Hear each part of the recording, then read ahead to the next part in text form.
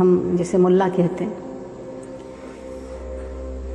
آپ دیکھیں گے کہ انہوں نے ہمیشہ طاقت کا ساتھ دیا. میں تاریخ کی بات کر رہی ہوں. صوفیہ کا ذکر کہیں سے اٹھا لیجیے، وہ طاقت کے خلاف اٹھے.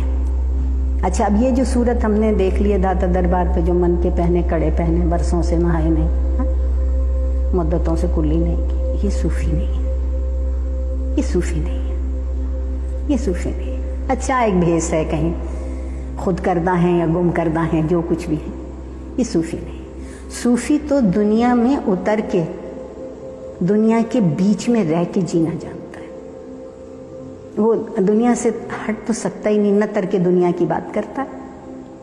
ترک دنیا کی بات کرے گا تو اس کی بنیادی جو فکر ہے، جو بنیادی فلسفہ، اس کی نفی ہو جائے گی. وہ تو خدا کو ڈھونڈنے نکلا ہے، خدا کی کائنات میں.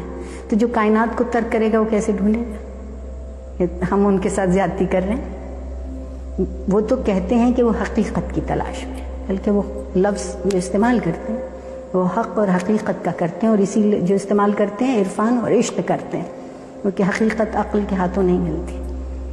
عقل تو بس ایک حد تک آپ کو لے جاتی، اس سے آگے نہیں لے جاتی. وہ جب آتش نمرود میں کودتا ہے تو وہ عشق کودتا ہے. عقل تو ہاتھ پیر باندھ کے پیچھے لے آئے گی کہ جل جاؤ گے، کیا کرتے ہو، ہٹاؤ.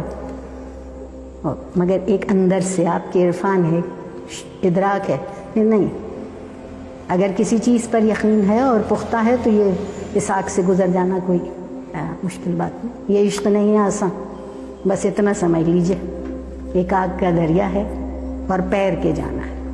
ہمارے یہاں بہت سے لوگ پیرنے اور تیرنے کا فرق نہیں جانتے.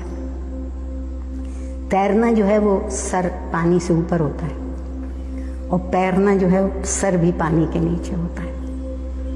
تو جب آپ بالکل اس دریا میں سے گزریں تب کی بات ہے. اس لیے صوفیہ کے یہاں سے یہ کہہ دینا، اور مولوی کو صوفی کیوں نہیں اچھا لگتا؟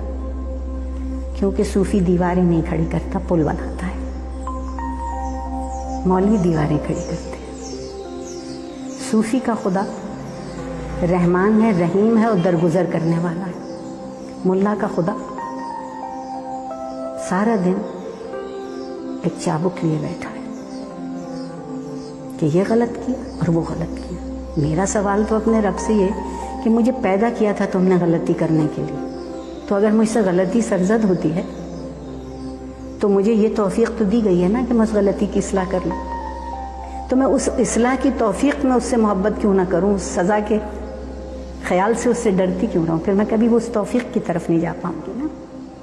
اور اصلاح ہمیشہ محبت اور عنایت اور شفقت سے ہوتی.